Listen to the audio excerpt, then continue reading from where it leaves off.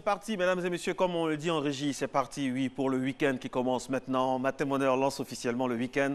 Toute l'équipe là-haut est très heureuse, hein, avec à sa tête Soro Félicité pour ce dernier rendez-vous de la semaine. Et aujourd'hui, on va s'amuser parce que vous le savez, on ne le dira jamais assez. Le vendredi, on ne se prend pas la tête. On fait la fête et on ne sait pas pourquoi vendredi est si intéressant. Hein? Lundi, quand ça démarre, tout le monde est lourd, nonchalant, mais quand arrive le vendredi, on est léger. On est léger. On peut s'envoler. On peut s'envoler. Et aujourd'hui, non seulement on va s'envoler, mais on va voyager. Hein, cette émission va vous permettre de voyager.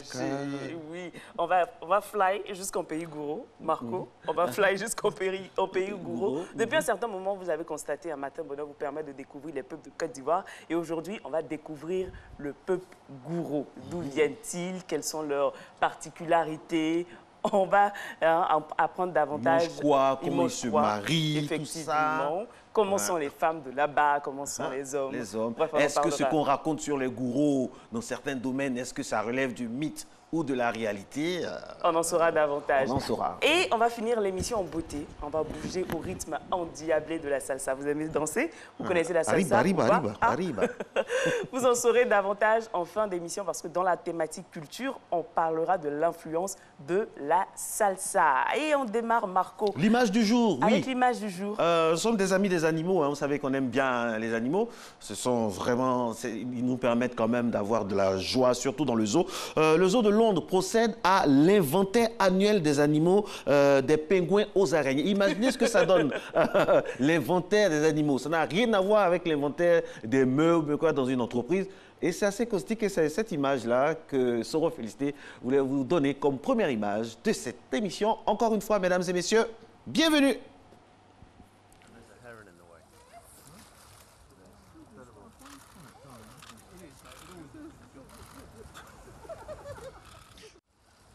Heron in the way.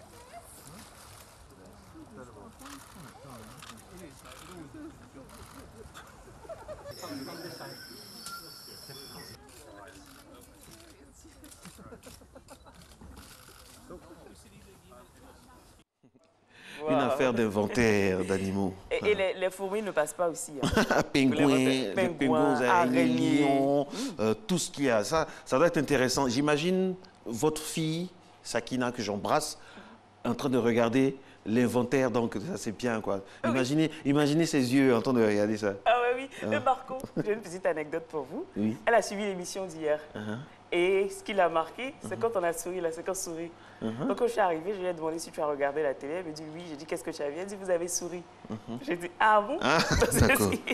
Donc Marco va sourire pour Sakina. Ah d'accord, oui, je vais sourire. Caméra 2, je vais sourire pour ma fille. Merci à vous également. On espère que vous avez le sourire tout au long de ce week-end-là. C'est notre but, hein, c'est de faire en sorte que vous puissiez bien vous réveiller. Et pour bien se réveiller, il y a le sourire, mais il y a la forme. Et pour être en forme, il faut... Il faut la gym. Donc c'est le moment de prendre une bouteille d'eau et votre tapis pour la gym.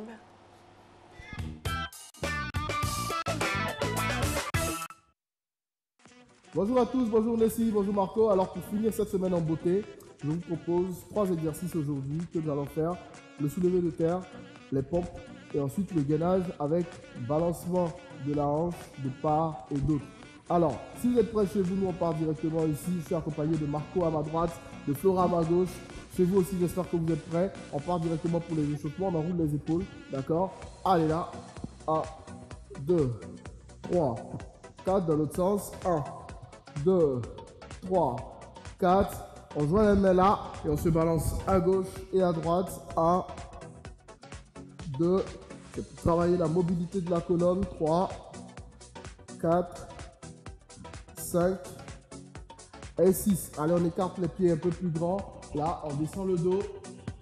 Ok, on tire. 1, 2, 3, 4. On va chercher la pointe du pied opposé avec le bras opposé. Là, 1, 2, 3, 4, 5, 6, 7, 8, 9 et 10. Super. Premier exercice donc que je vous propose de soulever le terrain. Alors vous prenez votre manche à balai, là, ok. Les jambes restent bien tendues. On descend le dos reste bien droit, on regarde tout droit.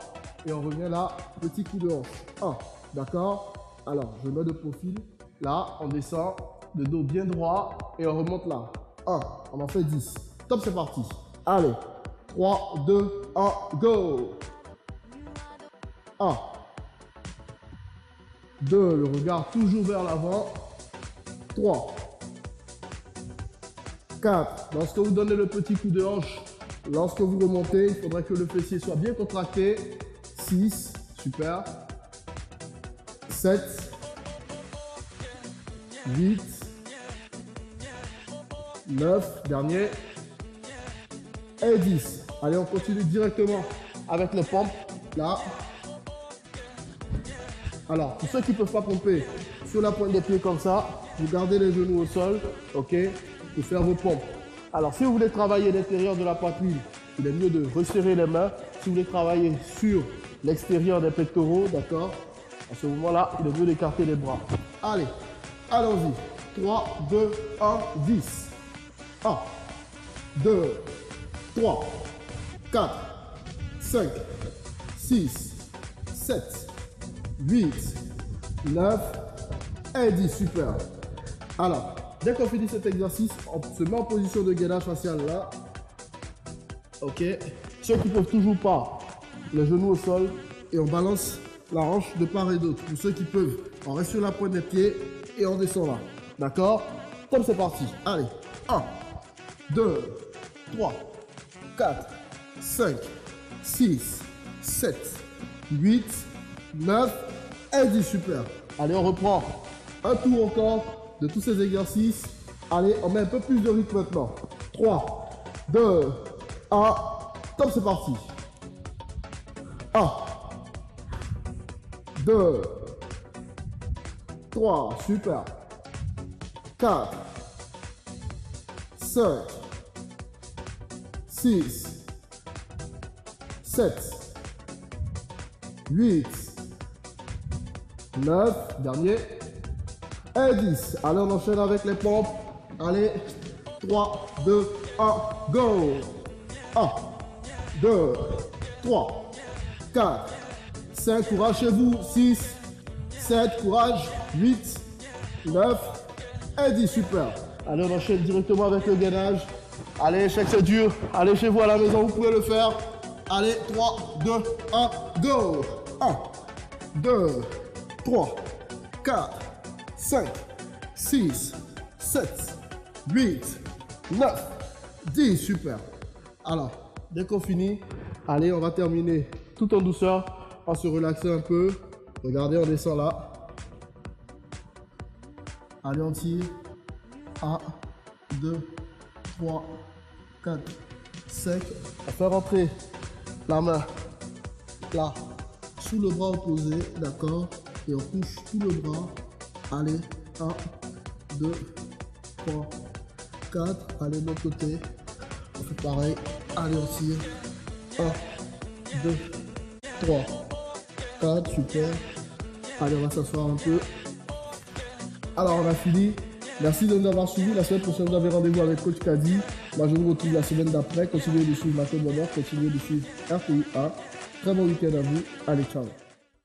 Merci, Coach Fabio. On pourrait faire un jour une émission dans une salle de gym, Marco, avec toute l'équipe, nous, en tenue de sport. Ah oui, c'est surtout la partie qui me plaît. Et puis pourquoi pas l'aquagym? Ouais. Comme ça, tout le monde au maillot de bain, Soro Félicité, Kadi Fadiga, tout le monde, on va faire vraiment Quel genre une de maillot? séance. Maillot de plongée?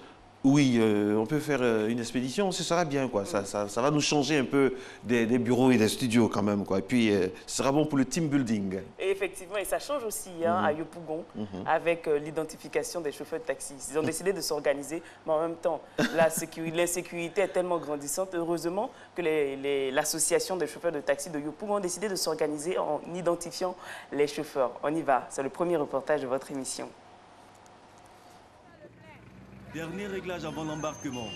Et puis c'est parti pour le circuit habituel. Yopougon Toit Rouge à Bobo-Doumé. À Bobo-Doumé, Yopougon Toit Rouge. Si Justin fait partie de ces milliers de chauffeurs de taxi de la commune de Yopougon, il se distingue néanmoins par le port de cette tenue orange. Une tenue qui fait de lui l'un des adhérents de la nouvelle politique de sa corporation. En tout cas, beaucoup de clients apprécient vraiment la tenue. beaucoup de clients. Moi-même, je suis un témoin, papa, parce qu'une fois, il roulait. Il y a un client qui est venu de Trècheville. Lui, de là-bas, lui, on dit, s'il arrive à Baudumé, il n'a qu'à prendre le taxi où les chauffeurs sont en tenue. L'idée, c'est de rassurer les passagers en réhabilitant l'image des chauffeurs de taxi. Eux, qui sont très souvent accusés d'actes d'agression sur leurs clients. Un jour, ma tante, elle est partie à l'hôpital avec son mari. Donc, comme son mari était allé au travail, elle était montée dans un taxi.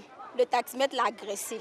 Nous trouvons qu'il y a des plaintes contre nos chauffeurs en disant qu'ils sont en complicité avec des jeunes pour agresser les passagers qui montent dans les taxis. Donc, l'ensemble, nous avons 53 associations qui forment la fêtière de OC Taxi qui ont décidé de se mettre ensemble pour identifier les chauffeurs dans les différentes bases. Assurer la sécurité des clients. Sécurité assurée au moyen du numéro identifiant de chacun des 400 chauffeurs de taxi communal qui arborent la tenue orange ou bleue selon sa zone d'exercice. Si le client ne s'est pas senti en sécurité, s'il a remarqué sur la tenue, selon les numéros que l'identifié qu'il a pu retenir, il peut se rendre au bureau des chauffeurs qui est au nouveau bureau. 004, considère qu'il nous a fait quelque chose. On appelle la secrétaire. Dit maintenant la secrétaire, voilà, 004 a posé telle date. Voilà comment elle va rechercher la personne. Donc, il faut nous envoyer le 004. Il s'appelle Mas Justin. En clair, une fois son numéro signalé, le chauffeur mis en cause est très vite identifié grâce à ses références. Et après? Si ce n'est pas un cas grave, nous allons interpeller le chauffeur. Parce que nous avons tous son contact. Nous allons interpeller le chauffeur à notre niveau aussi et lui donner des conseils. Et si c'est s'agit d'une plainte contre lui au cas de vol, et à ce moment-là, nous allons aider les autorités qui sont chargées, les judiciaires, pour que ce chauffeur soit quitté parmi nous. Une démarche qui rassure. Ceux qui sont en train de faire, c'est pour notre sécurité. Je trouve que c'est très bien normal. Souvent, si ce n'est pas en sécurité, surtout. Au moins comme ça, avec le chauffeur qui est en tenue, on sait, c'est avec quel chauffeur tu es monté. Mais à Yopougon, sur les 8000 chauffeurs de taxi communal, seulement 600 sont adhérents du programme de l'OC Taxi et 400 portent la tenue pour exercer. Ce projet est bon pour les chauffeurs qui va mettre fin à les chauffeurs qui portent des badets, salles pour aller rouler, etc. J'ai essayé de faire mon effort. Je suis à 400 chauffeurs, mais c'est parce que les moyens est limité que actuellement en fait la tenue est arrêtée. 1 an d'expérience et de bons témoignages. Comme quoi, la sécurité des biens et des personnes n'est pas que l'affaire des autorités. Belle initiative donc de ces chauffeurs de taxi de cette commune qui est l'une des plus grandes d'Afrique de l'Ouest. Si la sécurité donc est effective avec ce genre d'initiative, il faut louer ça. C'est bien, il ne faut pas attendre tout de l'État, des prises d'initiative aussi. Ça fait du bien. Allez, aujourd'hui c'est vendredi et les vendredis, vous savez qu'on a une rubrique conseils et astuces. Nous allons aborder un thème, comment éviter les mauvaises odeurs dans les toilettes. Tout un parcours. Les toilettes font partie des pièces les plus importantes d'une maison. Mais après quelques passages, les mauvaises odeurs tardent avant de se dissiper. Aujourd'hui, nous vous livrons une astuce pour faire un désodorisant maison pour vos toilettes. Dans une bouteille à vaporisateur, mélangez 150 ml d'alcool,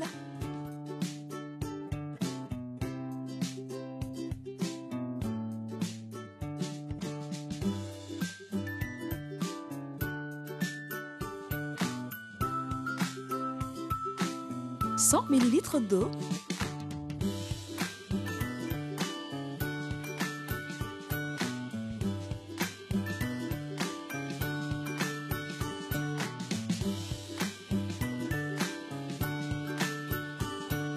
quelques gouttes d'huile essentielle,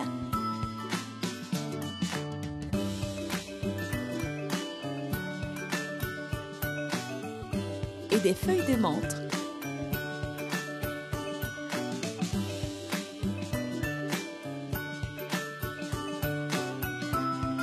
Laissez reposer pendant 15 minutes, remuez et vaporisez dans vos toilettes. Les mauvaises odeurs auront disparu. Profitez de vos toilettes, facile et pratique comme astuce. Ça dépend des toilettes, hein, Nessie. Ça dépend. Hein, on essaie partout. Ah, franchement, parce qu'il y a des endroits, on ne sait jamais, on va beau mettre des choses, mais là, vraiment, garantit pas que, enfin, normalement, cette astuce devrait passer. On pourrait essayer. On pourrait essayer. Mettre dans un tout petit bocal et l'avoir sur soi quand on va en rendez-vous, quand on va chez des gens et qu'on n'a pas envie de laisser de mauvaises odeurs, on peut l'utiliser. Pourquoi pas? Voilà, pourquoi pas.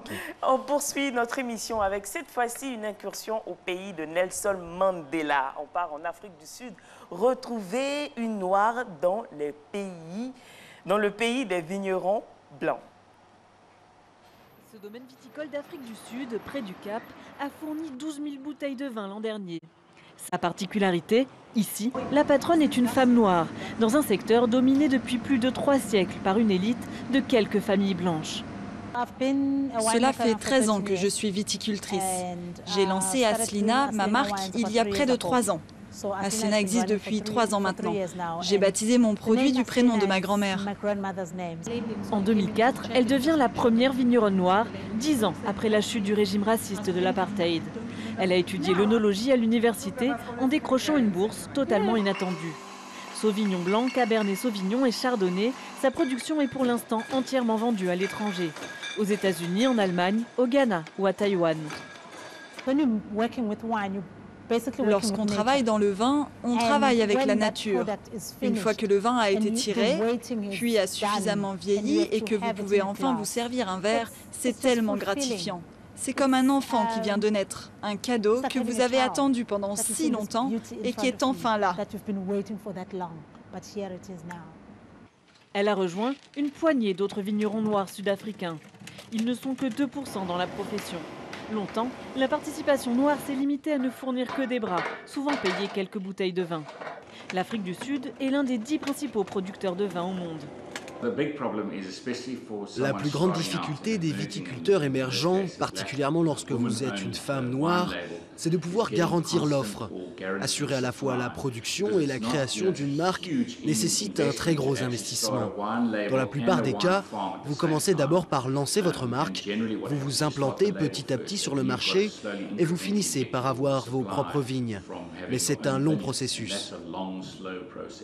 Aslina Wines vise les 18 000 bouteilles de vin en 2018 et rêve de conquérir un nouveau marché, la majorité noire sud-africaine, peu consommatrice de vin malgré l'émergence d'une classe aisée. Il est 6h13 partout en Côte d'Ivoire et surtout aussi à Zouenoula, à Sefra, Vavois, Pays Gouro. Merci d'être avec nous donc pour Matin Bonheur à la réalisation. Soro, Félicité, Siné Diawa, avec toute l'équipe là-haut, tous les techniciens, tous ceux qui font la matinale, tous ceux qui travaillent, les gens que vous ne voyez pas, eh bien, vous salue également notre part. Voilà. Monsieur Trabi Djeblin est avec nous, il est auteur, il nous vient du Pays Gouro. Avec lui, nous allons aborder donc le Pays Gouro. Vous voyez la belle coiffe. La belle coiffe, la belle tenue. On est fiers d'être africain et ivoirien quand on voit ça. Bonjour, papa. Bonjour. On dit comment? Cagnon et Ignon. Ignon, parce que je suis seul. Ignon. Voilà, quand nous serons deux un jour, vous allez dire Cagnon. Et la prononciation est bonne? Oui. Ignon. Ignon. Ignon. Ignon. Ignon. Cagnon. Cagnon. En Pays Gouro, il n'y a pas de bonjour, bonsoir. À tout moment de la journée. À tout moment, on dit Ignon ou Cagnon. Ben, c'est celui qu'on salue, ça a déjà commencé, qui détermine le temps. Okay. Ah, je pose la question, est-ce que tu as fait un bon matin, un bon midi, un bon soir? On sait que les Gouros sont du centre-ouest de la Côte d'Ivoire, entre les Baoulés et les Bété. Mais comment ils sont arrivés là? Il y a eu plusieurs vagues. Parce qu'on retrouve aujourd'hui des Gouros à Pricro. On ne sait pas comment ils sont venus. Il y a le Boussanga du Burkina Faso qui parle le Gouro. Et il y a des Samoro. Les Samoro du Burkina. Les Samoro, en Pays Gouro, on avait dit des gens perdus, qui arrivent à un endroit, ne connaissant pas le nom, les gens ont dit, les gens qui sont perdus. Ça, Moko. D'accord. C'est ce qu'il y a dans d'accord. Voilà. Donc, ils sont venus de partout. D'accord. Donc, c'est ça la provenance. Donc, ils sont parmi les premiers. Les gourous? Oui. Parmi les premiers. Les premiers. Après le Gagou. Après le Gagou. Donc, les deux premiers. D'accord. Et où on retrouve les gourous? Les gourous, Boisflé, Zénoula. il y a Boisflé, Zénoula, Vavois, Dalois, Saint-Franc. Mais je dis, à une ethnie des gains de Pricro, par les gourous, ils font des rituels comme les gourous, des rituels de guet. Des rituels de guerre. Voilà, guet. C'est guet, c'est un masque. Quand vous voyez guet blanc. Ah, ok. Voilà, on dit le gros masque guet. Alors là, on a parlé un peu de l'origine des gourous. Les gourous, vous avez dit, vous en avez parlé, donc finalement, ils viennent de... Un peu de partout. De partout. Voilà. Installés les premiers pratiquement en Côte d'Ivoire. Et c'est quoi? Comment se... Les Baoulés les ont trouvé une partie à Béoumi. Et ils sont toujours à Béoumi, ils se sont déplacés? Non, ils se sont déplacés parce que les Baoulés sont venus en tant que conquérants. Et comment se fait la migration? Comment s'est faite la migration du pays gourou? Hier, j'ai eu une information. On peut parler, par exemple, de la Libye. La Libye? Ben, je ne suis pas qualifié pour le dire, mais une très grande information, et puis c'est un professeur d'université qui me l'a dit. Donc, leur origine... Le gourou viendrait de Libye. C'est ce qu'on m'a dit. Viendrait de Libye, c'est un scoop à matin bonheur ce matin. Viendrait, on pense au conditionnel. Voilà, viendrait, parce que moi j'ai mis des historiens quand j'ai débuté là. Je n'ai pas dit moi. J'ai dit les historiens ont dit. Et les gourous, le peuple gourou est marqué par la danse. Vous avez plusieurs sortes de masques qui sortent pour la danse. Il y a le masque Zaouli, c'est ça? Oui. Zaouli. On va les laisser citer, on va découvrir ça avec lui. Il y a beaucoup de masques. Voilà. Beaucoup. Et généralement, chaque tribu a au moins un masque. Il y a combien de tribus en pays gourou? En pays gourou, il y a 21 tribus. 21 tribus. Voilà. Chaque tribu 21 tribus, 300 villages, dont 45 à Vavois. 45 à Vavois. Vavois est un peu la capitale? Non, c'est Boisflé. Pardon, Boisflé est un peu la capitale. Boisflé est la capitale. Voilà. Et cette capitale nous a été donnée en 1947. Comment ça s'est passé? Racontez-nous un peu l'histoire de Boisflé. En 1947, c'est-à-dire d'abord en 1898, les gourous ont eu leurs 4 sous-préfectures. Non, on n'appelait pas ça sous-préfecture, on disait subdivision. Il y avait des cercles. Voilà, des cercles et tout ça. C'est à partir de cette période-là, et conformément à une loi qui passait au Sénégal, parce que nous, on dépendait du Sénégal en ce moment-là. Donc, il y a eu ces 4 cercles qui ont été donnés aux gourous. Voilà. Et vers 1911, on a établi les chefs de canton. D'abord, les chefs de canton à Julna, et nous, on dépendait, via Dalva, on dépendait de Sassandra. Boisflé dépendait de Sassandra, Julna, ainsi de suite. C'est comme ça que Boisflé est devenu... Voilà. OK. Alors, moi, j'aimerais savoir, on a parlé des masques tout à l'heure. Ici, on est très curieux. Vous avez dit qu'il y a 21 tribus, 21 tribus et 300 villages. Boisflé, donc, c'est le centre névralgique. C'est le cercle, chef-lieu de cercle. Et puis, quels sont les masques qu'on connaît le plus souvent? On connaît le Zaouli. Le Zaouli que vous connaissez, mais qui est né seulement en 1950. Ah bon? C'est l'un des plus récents. Voilà, il y a des vieux masques. Il y a le masque Clos, qui est devenu le masque des enfants, mais c'est le père de tous les masques. Voilà, c'est le père de tous les masques. Il est devenu un masque mendiant, finalement. Les enfants, profitant de toutes les opérations de grande danse, faisaient sortir, du moins ils font sortir leur masque. Et ce masque-là va demander à manger dans les cours. Et vous avez le guila et vous avez le zamblé. Le zamblé, c'est un masque, un grand masque qu'on adore. Parce qu'il y a plusieurs masques.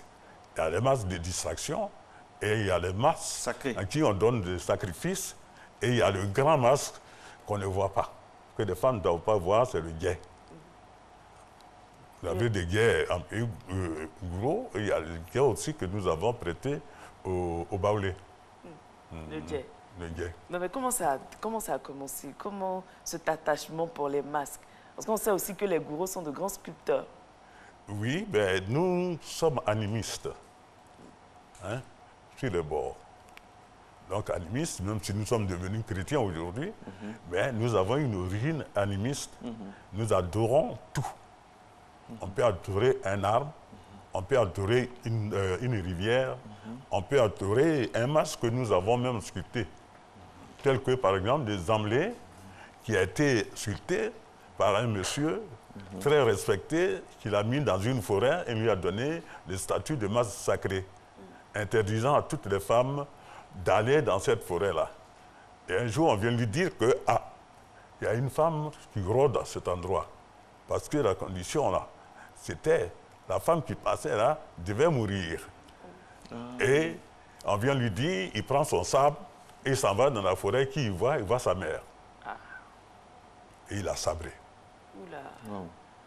C'est pour ça qu'on dit zamblé, c'est-à-dire le masque qui corrige son maître. D'accord. Alors, parlons de choses un peu plus heureuses. Voilà. Alors, quelle est la place de la femme en pays gourou? Le mariage en pays gourou, c'est la partie... le mariage en pays gourou est simple. Hein. Voilà. Comment ça se passe? Le mariage, nous n'avons pas de festivités, en réalité, si ce n'est maintenant, pour les mariages. D'accord. Vous venez avec vos...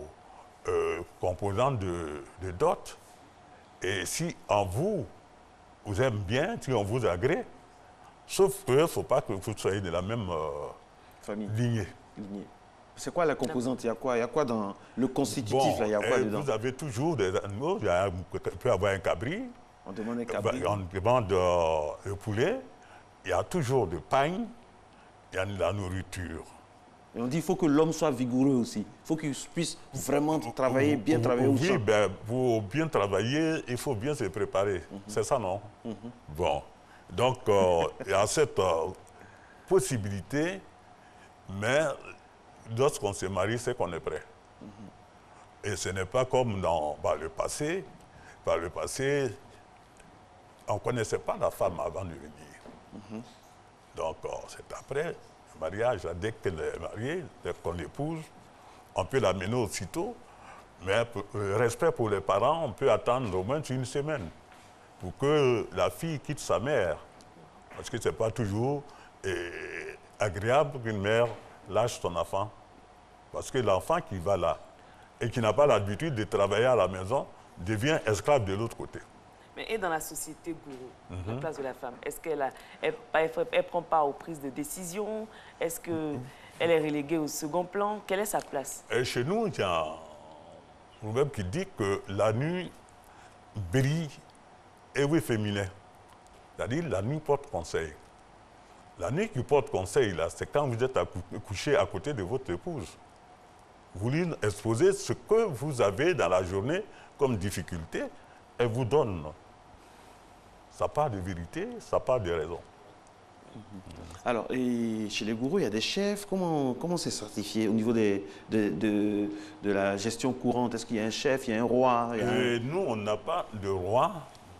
On a un ensemble de, qu'on appelle ça, des chefs de famille, qu'on appelle Gringo, qui sont reconnus comme étant responsables de par leur vie de famille, s'ils sont mariés à une ou deux femmes, ça dépend. Et puis, bon, ben, ils sont respectés parce qu'ils travaillent au champ, ils ont de quoi nourrir leur famille. C'est ceux-là qu'on choisit au niveau de chaque famille d'abord, et l'ensemble des responsables de chaque famille constitue le gouvernement du village. Alors, quelles sont les valeurs que véhicule le peuple gourou? Courage, travail, je sais pas, discipline, c'est quoi? Qu'est-ce qui vous caractérise? ce qui nous caractérise, c'est que nous avons des champs. Et la seule différence que nous, avec les autres, qui n'est pas une valeur respectable, parce que nous n'aimons pas l'élevage. On n'aime pas l'élevage, et puis nous adorons nos fétiches. Et on adore des fétiches avec des animaux qu'on n'élève pas. Donc il faut aller ailleurs. Bon, ça c'est quelque chose qui n'est pas bien en pays gros, qui fait que nous n'avons pas d'élevage, on n'a pas de bœufs, on n'a pas de moutons, sauf dans les familles où il y a quelques têtes de volailles. Seulement, ce qu'il faut préciser, Nissi aussi sera d'accord avec moi, c'est que les femmes gourous sont très dynamiques.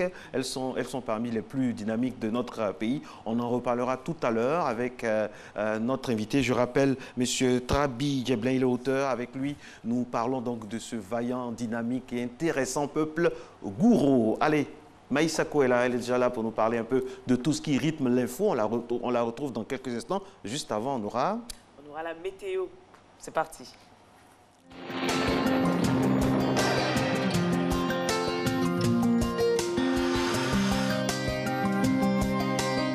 MTN, everywhere you go. Mesdames et messieurs, bonjour. Le début de matinée sera marqué par un temps nuageux qui fera suite à un temps partiellement nuageux et ensoleillé. Dans le nord et la bande centrale, on pourra observer les vents secs avec un voile poussiéreux qui pourra entraîner une réduction de visibilité dans ces zones. Les températures prévues pour la matinée, nous aurons 27 degrés à Abidjan, 26 degrés sur la ville d'Adiaké, Bondoukou 25 degrés, Boaké 26 degrés, il fera 25 degrés à Daloa, Dimbokro 26, à Gagnoa 26 également, 24 degrés sera la température à Korogo, il fera 23 degrés dans les villes de Mont et Odiéné, 26 degrés à San Pedro, le mercure affichera 26 dans les villes de Sassandra, Etabou et Yamoussoukro, 25 degrés. L'après-midi, l'ensemble du pays sera sous un temps relativement ensoleillé. En début ou en milieu de période, les zones du sud pourraient observer une intrusion d'air sec qui pourrait entraîner une sensation d'air relativement sec. En fin de période, la remontée des vents humides sur le sud forestier pourrait occasionner des formations nuageuses avec des possibilités de pluie localisées sur la région côtière. Les zones du nord et de la bande centrale seront sous les vents secs et poussiéreux de l'Harmattan. Les températures prévues pour l'après-midi, nous aurons 32 degrés à Abidjan comme à Adiaké, 36 degrés à Bondoukou, il fera 35 degrés à Boaké, Daloa 34 degrés, Dimbogro marquera 36 degrés, le mercure affichera 34 à Gagnoa, Korogo 35 degrés, Mont 32 degrés, Odiéné marquera 34 degrés, il fera 32 degrés à San Pedro comme à Sassandra, Tabo marquera 30 degrés et Yamoussoukro 34 degrés. Très belle matinée à toutes et à tous.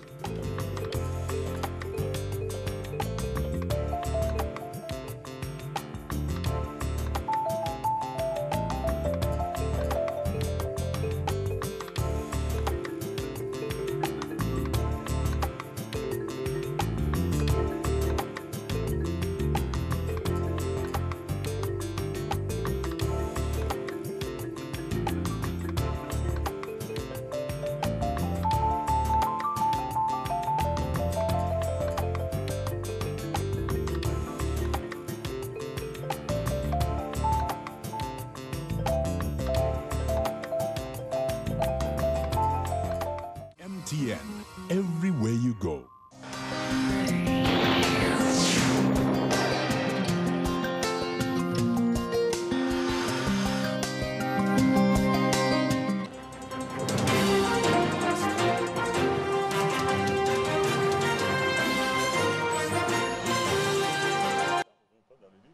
Bonjour à tous et merci d'être avec nous pour cette édition.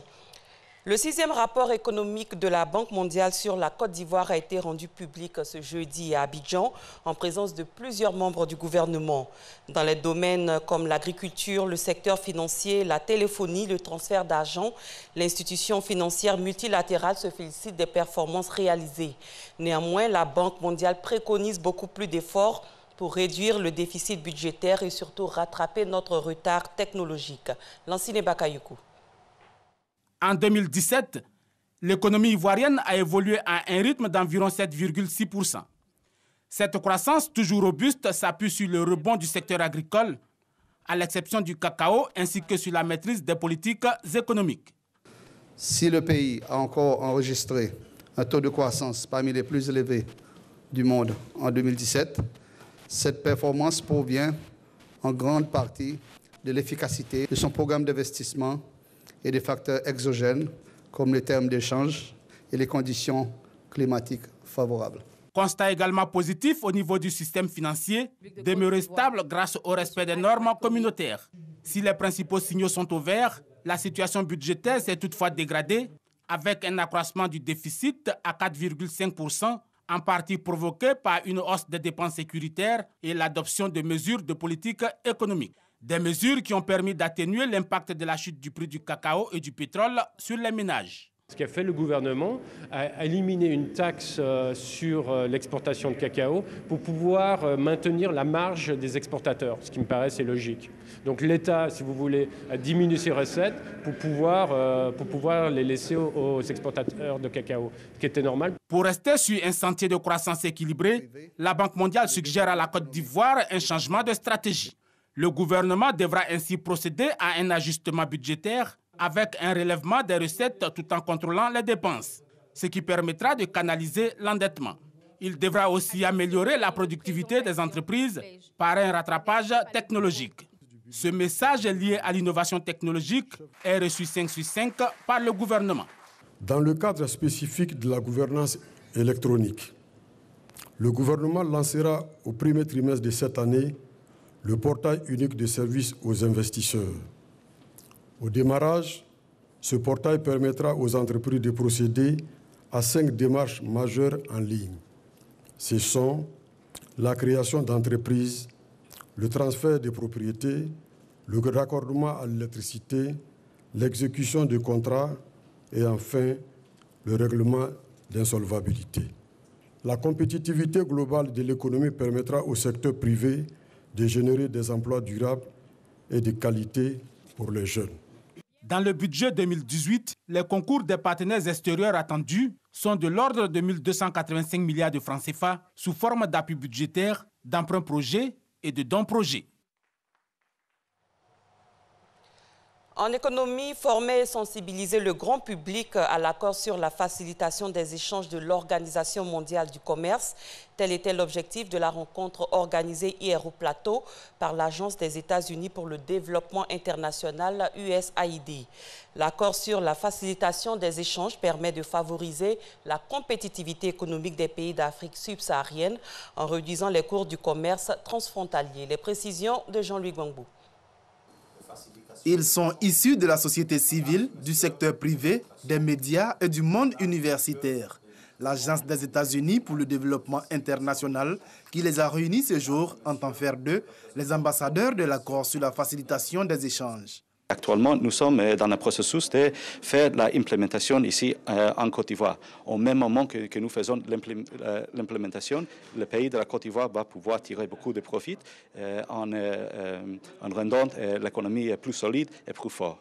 Si on baisse le coût des importations au niveau des ports, au niveau des aéroports, au niveau des frontières terrestres, les machines, on va pouvoir importer des machines avec un prix un peu plus bas. Ça veut dire qu'on peut acheter plus de machines, transformer plus. On transforme plus, on va pouvoir exporter. Les participants à cette rencontre devront sensibiliser leurs pairs sur l'utilité de cet accord. Selon la Banque mondiale, la mise en œuvre de l'accord sur la facilitation des échanges entraînera une croissance de la valeur des échanges de 17 000 milliards de francs CFA dans les pays en développement et une réduction du coût du commerce de 13 à 15%. La Côte d'Ivoire entend bien tirer profit de ces avantages. Le plus gros problème, c'est qu'on a besoin du financement pour mettre en œuvre le plan d'action qui a été prévu pour voir de façon palpable les retombées de cet accord. Parce qu'il est montré et démontré par toutes les études qui ont été faites que cet accord donne l'ouverture du marché ivoirien à plus de 163 pays au monde entier. L'accord sur la facilitation des échanges a été ratifié depuis février 2017 par 2/3 des États membres de l'OMC, rendant ainsi son application obligatoire. À Abobo Doumé, dans la commune d'Atekoubé, se développent de petites activités, au nombre desquelles un parking privé.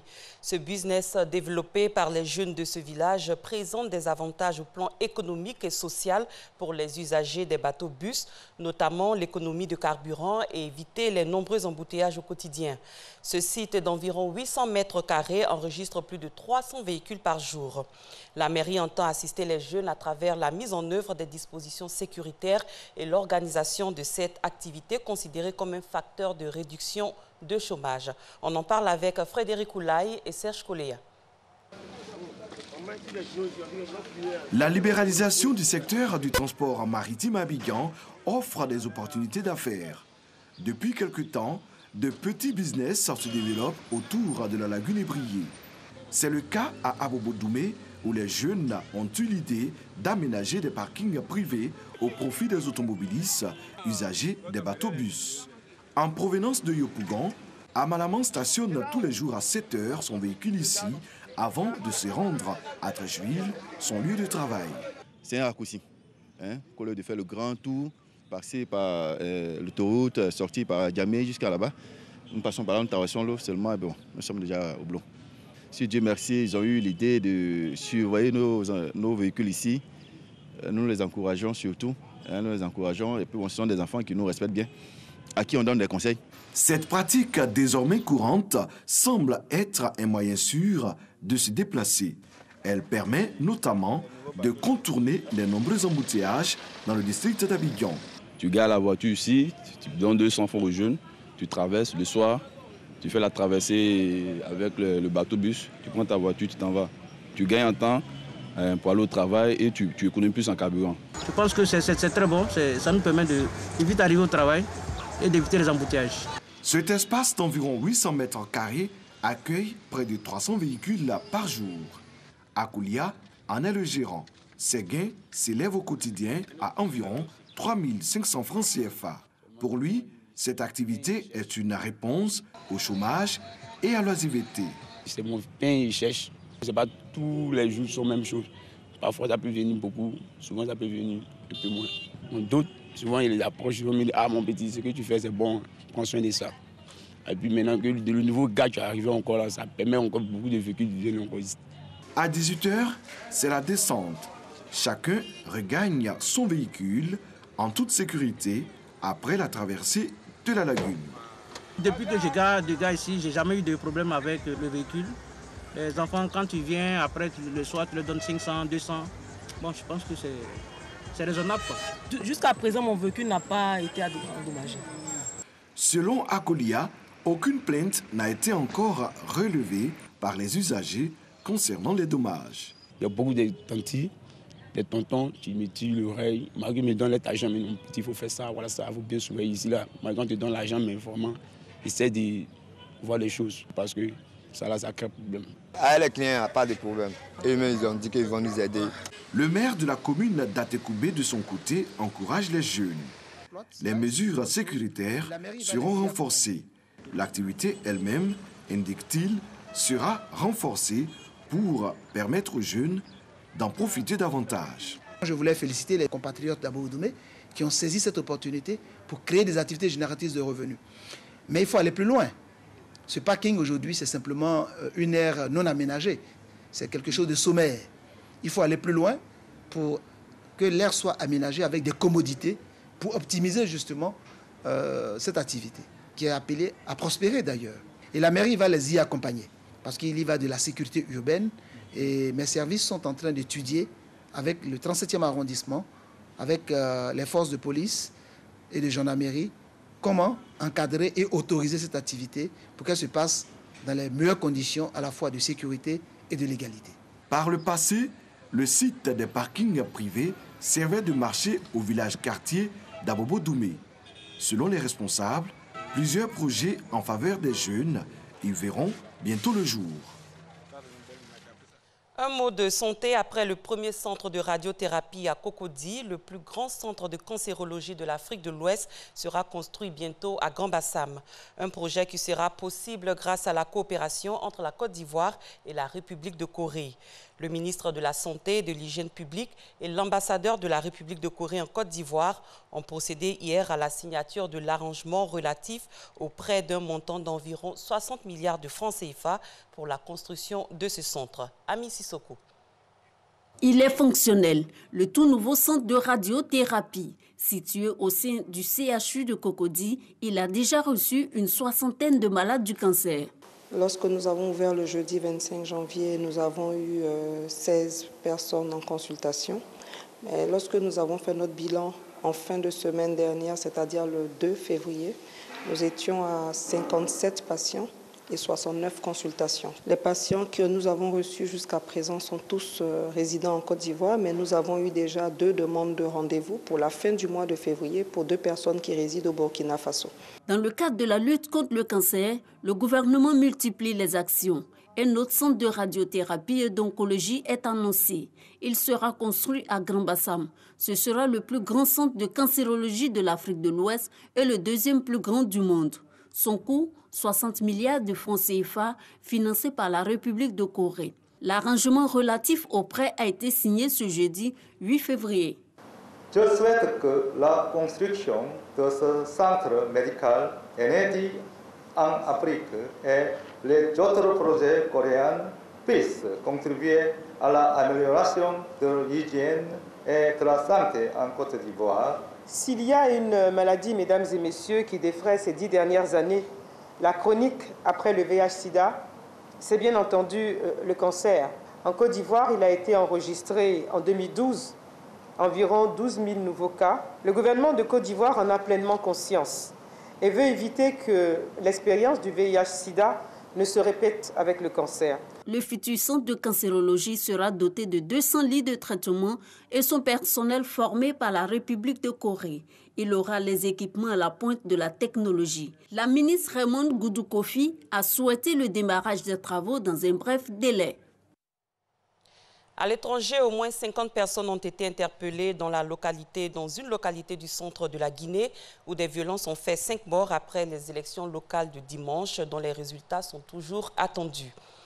Les Nations Unies ont lancé hier un appel de fonds d'1 milliard de dollars destiné à aider plus de 6 millions de personnes victimes de l'insurrection du groupe terroriste Boko Haram dans le nord-est du Nigeria. Ainsi s'achève ce 6h30. Merci de l'avoir suivi. Très bon début de journée à tous et à toutes. Merci Maïsako. Merci beaucoup à vous. Merci à vous également. Merci Marcelin. Vous connaissez le peuple Gouro? Plus ou moins, oui. Plus ou moins. Oui, je les aime beaucoup. C'est un peuple qui aime la vie, qui aime la fête. Vous voyez, ils célèbrent la vie avec des femmes très très dynamiques. Et puis là-bas, on mange toujours bien. En famille, dans une famille Gouro, il y a vraiment beaucoup de choix. C'est vrai que oui. elles sont... J'ai la chance d'avoir une belle-sœur Gouro, je sais de quoi je parle. C'est des très bonnes cuisinières, oui, c'est vrai. Je suis en famille ce matin, mesdames et messieurs. Je le confirme, Marcelin. On aura l'occasion de parler de tous les mets du peuple Gouro. Et également, elle a dit, vous aimez la vie, vous célébrez la vie, mais vous célébrez aussi la mort. Mais bon, on en parlera. Mais pour l'heure, on va faire un tour en Ouganda, où là-bas, les autorités ont décidé de lutter contre l'excision. On y va. Cette femme Pocotte, coiffée d'une plume, réalise une excision au milieu de la forêt. Même si la pratique a été interdite en 2010 en Ouganda, elle perdure en secret dans cette région du nord-est du pays. L'ONU estime que plus de 90% des femmes Pocottes ont été excisées. Dans cette communauté traditionnellement pastorale, les hommes peuvent s'absenter pendant de longues périodes. La coupe est une façon de s'assurer que les jeunes femmes resteront fidèles. Je n'ai pas trouvé cela difficile, parce que c'était un processus de la féminité, pour une fille de devenir une femme. Même si c'était douloureux, c'est juste une fois. Dans la communauté Pocotte, l'excision marque l'entrée de la fille dans l'âge du mariage. Elle est également un rite spirituel. Pour ces anciens, cette pratique repousse les esprits assoiffés de sang et protège leurs filles. Christine a été excisée quand elle avait 12 ans. Donner naissance a été si douloureux qu'elle ne laissera pas ses filles se faire exciser à leur tour. Chaque fois que j'accouche, les médecins doivent m'ouvrir à nouveau. À l'hôpital, ils nous disent d'arrêter l'excision parce que ce n'est pas bon, parce que nous souffrons.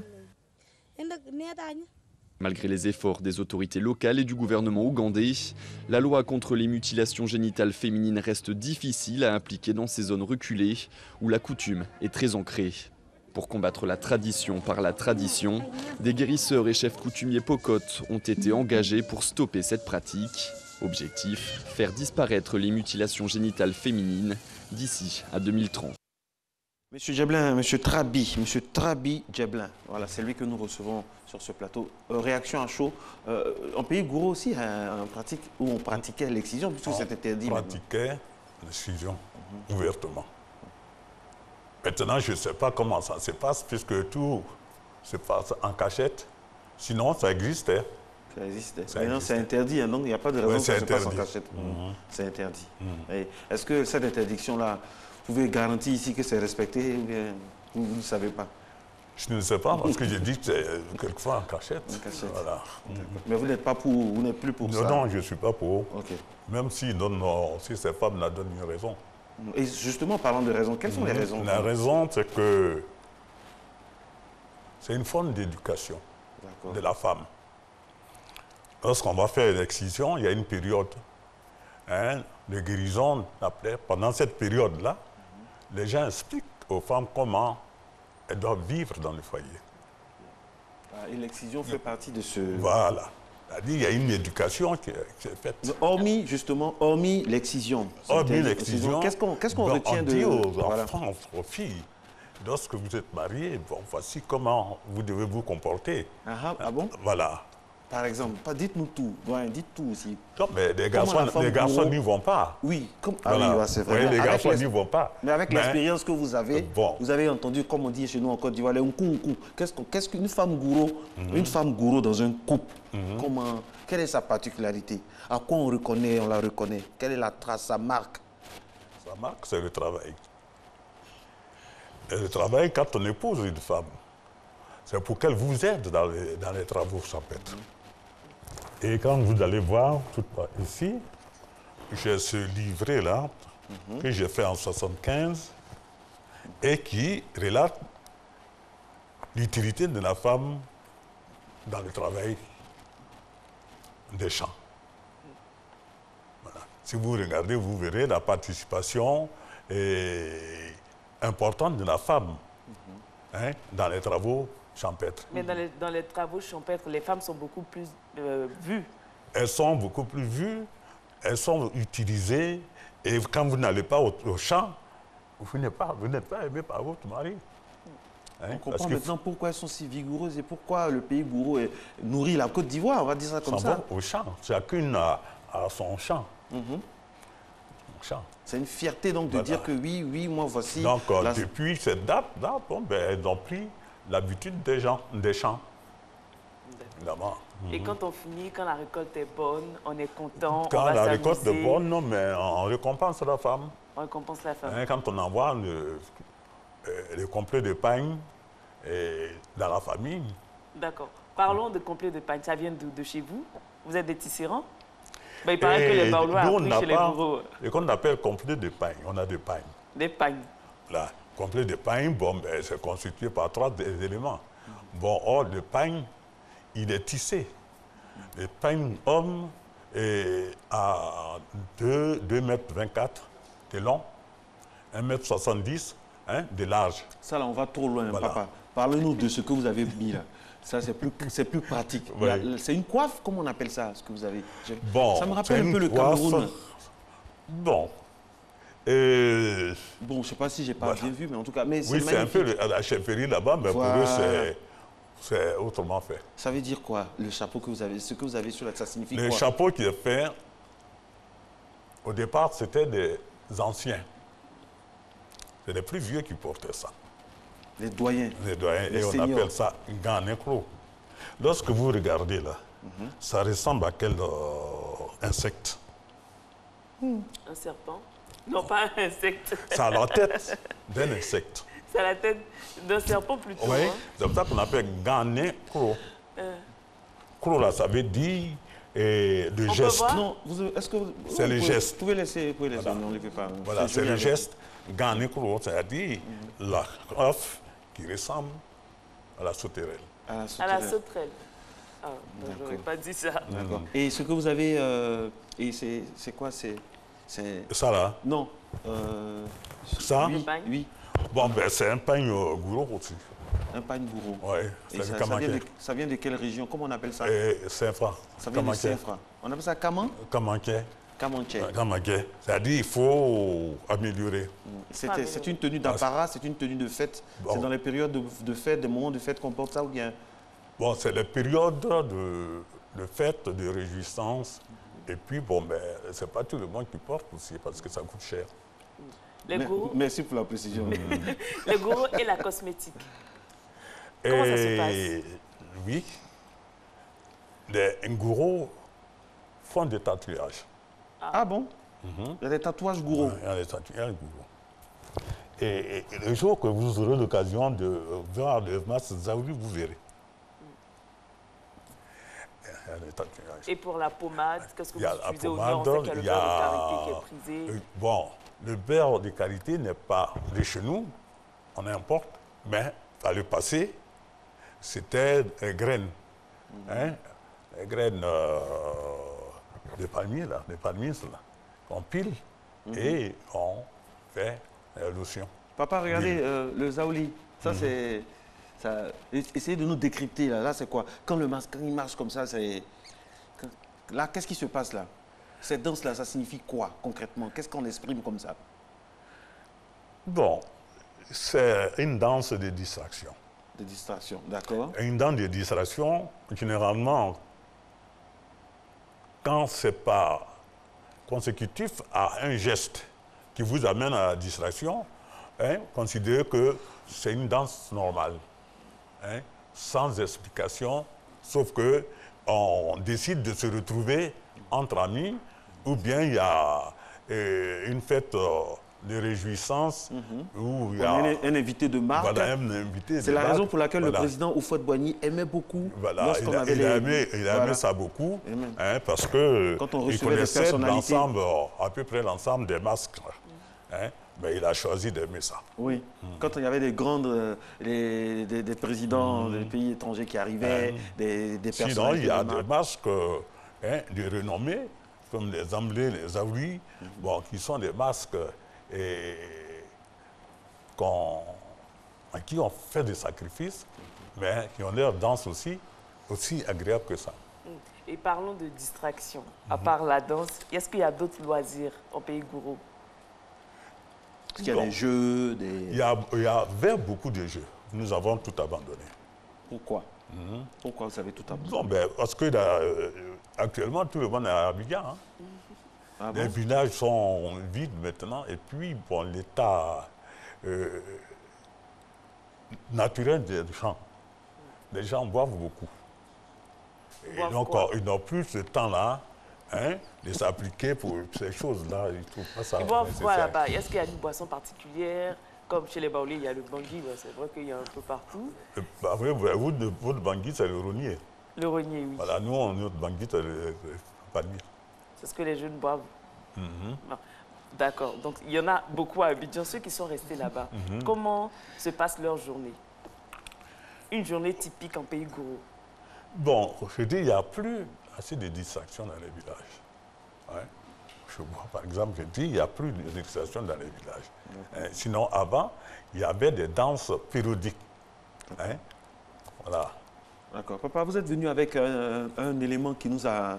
On a eu la chair de poule lorsqu'on préparait l'émission. Allez, vous allez nous expliquer ça, c'est quoi ça? Qu'est-ce que c'est? Qu'est-ce que ça représente? En son temps, le jour où je me suis amusé à voir l'âge de ça, je dis déjà, en 1700, on utilisait ça. Ça, c'est quoi? Ça, c'est le bro et c'est de l'argent. La monnaie gourou. La monnaie gourou. Et cet objet-là, cette spatule en fer,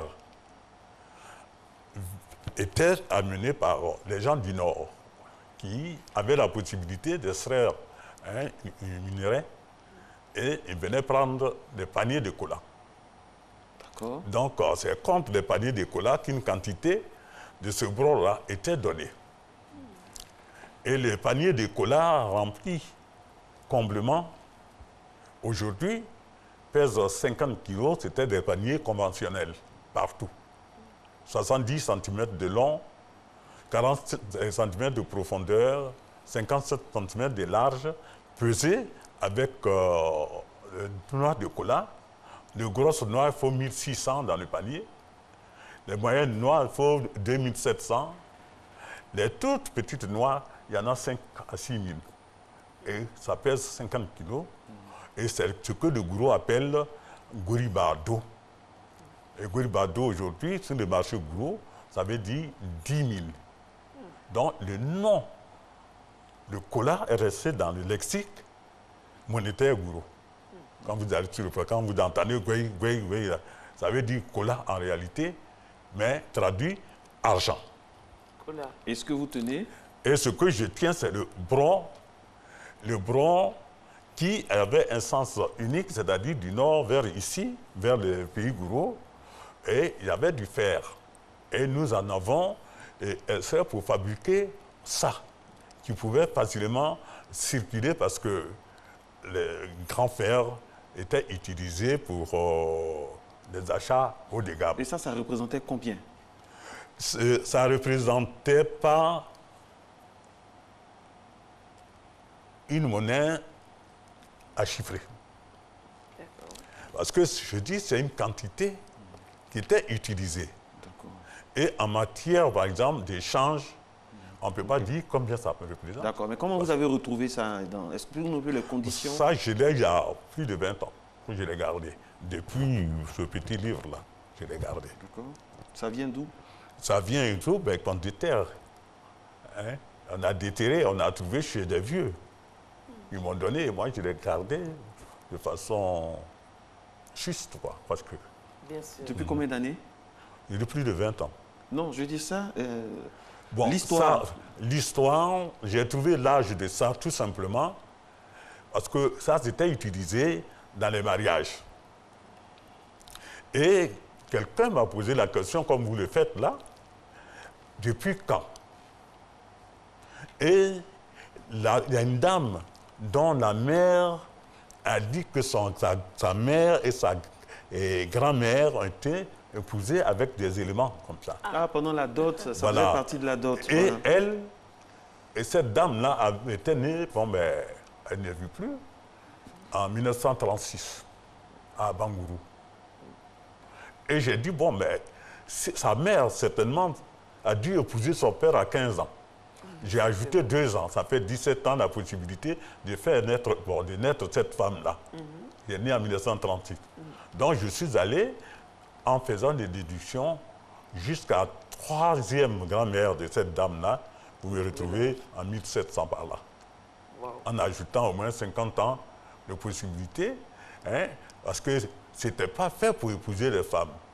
Mais c'est le fait des va-et-vient de celui-là là, qu'on a pu accepter ça. Parce que ça nous permettait d'avoir des couteaux, des petits trucs comme ça, fabriqués. D'accord. Quelle histoire. Au-delà de tout cela, vous avez foi en l'au-delà et vous honorez vos morts. On honore nos morts en pays gros. On honore nos morts. Lorsqu'il y a un décès, on envoie des pleureurs et des pleureuses. Quand ces personnes ne sont pas en des funérailles, il n'y a pas de gaieté. Bien qu'on pleure, hein. Mais ça anime quand même le village, le fait qu'il y a des gens qui viennent de par-ci, par-là, pour honorer ce mort-là. Des pleureurs professionnels. Voilà, des pleureurs professionnels. On les loue pour venir pleurer. Hein? Et des pleurs, c'est des lamentations. D'accord, on va rester sur notre plus gai. Alors, nous avons quelques secondes pour terminer cet entretien, papa. Qu'est-ce qu'on doit retenir? Qu'est-ce qu'on doit... ceux qui nous regardent, quand ils vont passer à autre chose, ils vont dire, on a vu un doyen qui nous a parlé du peuple gouro. Finalement, on retient que le peuple gouro est un peuple dynamique, des femmes travailleuses, qui a une histoire, ils sont les premiers pratiquement à être en terre de Burni, tout ça. C'est un peuple fier. C'est ça. On retient aujourd'hui, il y a une émission qui est passée hier ou avant-hier, où il y avait beaucoup de pagne. Hein? On a vu des gens qui étaient dans de très beaux peignes. Et ces gens qui étaient dans de très beaux peignes, on dit quels sont les peuples qui tissent. Et on a cité le gourou là-dedans. Pour terminer. Donc, le gourou tissait et tisse. Si c'est la fierté des uns, ça peut être la fierté de l'autre gourou. Merci beaucoup, M. Trabi. Djeblin, vous êtes auteur. Avec vous, nous parlions donc du peuple gourou. C'est tous les vendredis comme ça. On évoque un peuple avec lequel on fait connaissance. La pub, et on se retrouve juste après pour la dernière ligne droite de cette émission, ou du moins la dernière salsa droite de ce rendez-vous.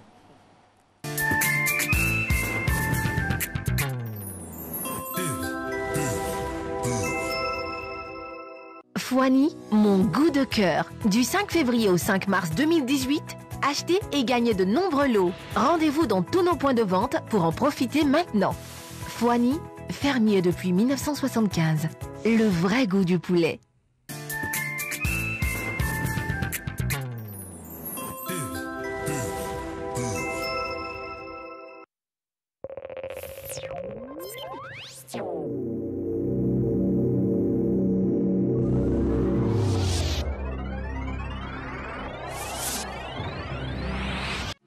En Côte d'Ivoire, les véhicules de transport mal entretenus et vieillissants sont les principales sources de pollution de l'air dans les grandes villes. Chers transporteurs de Côte d'Ivoire, disons non à l'utilisation des automobiles polluants et veillons à l'entretien de nos véhicules afin de préserver notre santé et offrir un environnement sain à nos populations. Les transporteurs de Côte d'Ivoire disent non en chœur. Stop aux véhicules polluants. Ceci est un message du ministère de la Salubrité, de l'Environnement et du Développement durable. Infoline 2021 1856. Sous le parrainage de Mme Kandia Kamara, ministre de l'Éducation nationale, de l'enseignement technique et de la formation professionnelle, secrétaire général du RDR, le conseil régional du Bafing, présidé par l'honorable Diomandé Lassina, organise la cérémonie d'inauguration du lycée Alassane Ouattara de Ouaninou le samedi 10 février à 10h. Filles et fils du Bafing, tous à Ouaninou pour célébrer l'avènement de notre deuxième lycée. Avec le conseil régional, le Bafing émerge. Bonjour 2018.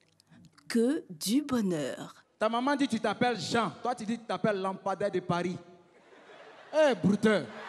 Que d'humour pour la bonne humeur. Je considère que vous qui êtes ici, c'est un groupe scolaire. Et puis là, c'est EPP. Donc, quand EPP s'en va, voici le chant que les gars chantent. Coin, coin, coin. Coin, coin, coin. En ce moment, le vaurier est devant. Hein. Il y a la crête sur son visage. Faut voir le groupe scolaire maintenant, viens chanter. Jolie, joue là. So, faut voir Pépé. Ah, c'est des duel de chant quoi. Nous l'avons déjà ici. Namuruna, oh Namuruna. So, Denisele, Akele Mata, Asira Mata, Asaba Mata. Les grands moments de Bonjour 2018, plus le bonus en DVD. Prix 2500 francs CFA. Point de vente, Edipresse partout en Côte d'Ivoire, RTI Publicité Vallon, Plateau, San Pedro, Boaké, Soum Cosmétique, Yamoussoukro. Bonjour, un concept RTI.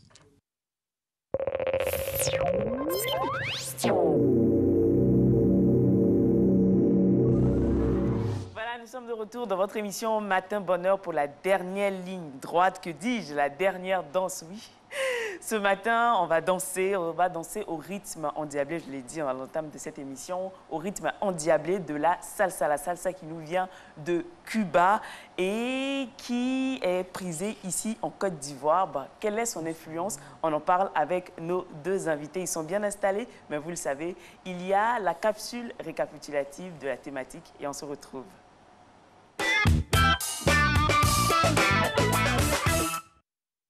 S'il y a une musique étrangère qui a su rapidement prospérer sur le continent africain, il s'agit bien de la salsa. C'est au début des années 1940 que ce genre musical, venu d'Amérique latine, a fait son apparition dans les villes côtières africaines grâce aux marins cubains qui apportaient souvent des disques de 78 tours qui ont vite fait de populariser ce genre musical. La salsa est à la fois une musique et une danse qui nous vient de Cuba et qui a subi l'influence de rythme et sonorité américaine telle que le jazz. La salsa est une danse sociale, on peut appeler danse de salon. J'aime la danse cubaine, j'aime la salsa qui est une version de la danse cubaine. La salsa, c'est une liaison de la danse cubaine et du rock. La salsa, c'est une musique, sinon un rythme américain qui, depuis les années 50, bien avant, est répandu en Afrique, dans toute l'Afrique. C'est dansé un peu partout. Donc, c'est devenu une musique totalement africaine. La Côte d'Ivoire n'est pas restée en reste du mouvement salsa. La fièvre a aussi gagné le cœur des Ivoiriens. Alors, ici et là, des clubs de danse se créent juste pour cette sensation. Alors, je suis coach depuis environ 6 ans. Et ici, dans cette école, nous pratiquons la salsa. J'ai connu la salsa par l'intermédiaire d'un club dans les années 2007. Et depuis, je n'ai plus arrêté la salsa. La salsa répond à un besoin pour moi de partager une passion comme la dénomination même de la salsa, danse sociale le dit, c'est être en société. Danser au rythme de la salsa, moment de retrouvailles, moment pour rester en société. L'influence de la salsa sur le continent est indéniable et avec son rythme endiablé, on fait du sport. Ce que la salsa m'apporte, c'est que la salsa me maintient, m'aide à maintenir ma forme et puis en fait je joins l'utile à l'agréable. J'aime la danse et ça me permet de faire du sport. Ça nous permet vraiment de rajeunir parce que comme je l'ai dit tout à l'heure, c'est du sport qu'on fait. À un moment où c'est le sport, ça nous permet de déstresser. La salsa est un mot espagnol qui veut dire sauce, d'où ce déplacement de base circulaire où le danseur appelé salsero fait tourner la danseuse salsera autour de lui et lui-même pivote autour d'elle. Il existe la salsa cubaine, colombienne et portoricaine. Différents types de salsa qui, malgré les époques, ont su résister au temps avec des prouesses sans cesse renouvelées. Ouais, l'ambiance ça a déjà commencé ici, hein, avec en fond sonore Havana de Primera, Medicine Cuba. Ça, c'est votre chanson préférée. Hein. Voilà, on peut laisser ça avec la permission de trucs en fond sonore. Alors, dites-nous, impression par rapport au reportage, est-ce qu'il y a des choses à ajouter ou à retrancher? Oui, alors, déjà bonjour à tout le monde. Bonjour. Je voulais juste faire remarquer que la notion de sauce vient en fait d'un mélange de styles musicaux. C'est-à-dire que la salsa à Cuba, c'est plusieurs styles qui se sont créés, styles musicaux. Donc, souvent, on entend les anciens ici parler de son montuno. C'est tous ces styles-là, le cha-cha-cha. Aujourd'hui, quand vous écoutez une musique, il y a tout ça dedans. Donc, c'est, si vous voulez, une... je ne sais pas si j'ai le droit de dire, mais c'est une société de production américaine qui s'appelait la Fania, qui, à l'époque, avec des gens comme Celia Cruz, qui sont des immigrés cubains, a trouvé une solution pour vendre cette musique que personne ne connaissait. Donc, ils se sont dit, mais puisqu'il y a plusieurs styles, il y a le cha-cha-cha, le mambo, la cumbia, il y a plein de choses. Donc, ils se sont dit, bon, créons un truc qui va identifier tout ça. Et ils ont imaginé la salsa. La salsa, qui Voilà. veut dire sauce. Qui veut dire sauce en espagnol, donc, ils ont mis tout tout ça à simplement. l'intérieur pour faire la Exactement. sauce. Sinon, à Cuba, la salsa, comme nous on l'appelle, eux, ils appellent ça le casino. D'accord. Avant ça, vous avez des gars comme des Benny Moré. Je suppose que tout le monde a entendu parler de Benny Moré. Ou les Johnny Pacheco. Tous ces gens-là, en fait, ils avaient un style musical bien précis qui n'avait rien à voir avec la salsa qu'on connaît aujourd'hui. Voilà. Et comment ça a débarqué en Afrique? Ah, voilà. Alors, comment ça a débarqué en Afrique? Je ne sais pas. Je pense que peut-être avec des pays comme la Guinée, vous voyez, depuis l'époque des non-alignés, pendant la crise pendant la guerre froide, donc notamment avec les différentes crises qui ont opposé Castro. Voilà, c'est-à-dire les régimes castristes et les autres. Voilà, c'est ça, c'est-à-dire entre les Américains et les Soviétiques. Donc vous avez la baie des cochons. Exactement, toutes ces crises-là qui ont fait que les Africains se sont frottés aux Cubains.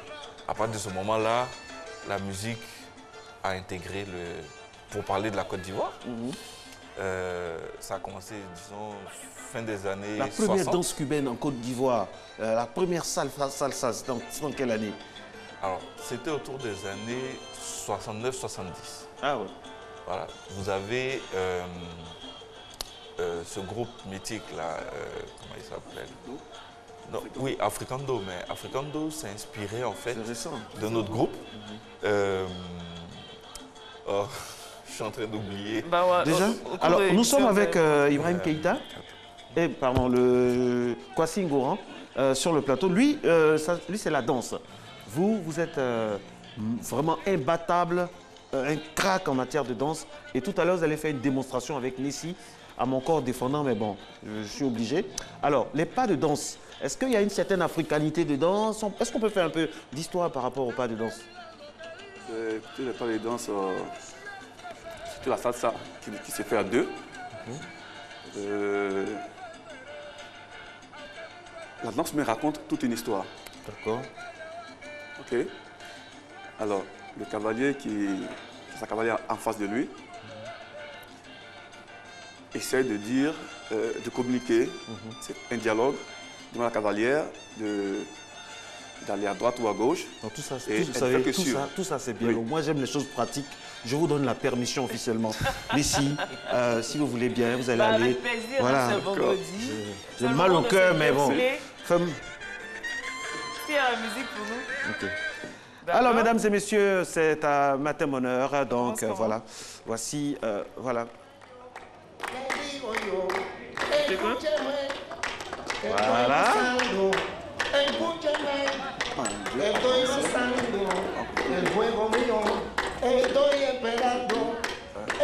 Bon, on va couper. Expliquez. Restez là. Monsieur Kwasi, expliquez. Monsieur Kwasi, s'il vous plaît. Oui. Là, comme ça, c'est quoi? Voilà. Là, c'est le mambo. D'accord. Voilà. D'accord. Lève la tête. Voilà. Là, il faut parler avec le cavalier. Ah. Voilà. D'accord. Ensuite. Là-haut, la rumba, comme ce que tu vient de dire. Ça, c'est africanisé, là. Oui. D'accord. Oui, la rumba. Et ça, c'est? Merengue. Merengue. Tout se passe dans le déhanché, quoi, en fait. Oh, exactement. Merengue. Et puis, bon, je ne sais pas pourquoi, mais ce pas, ça fait appeler la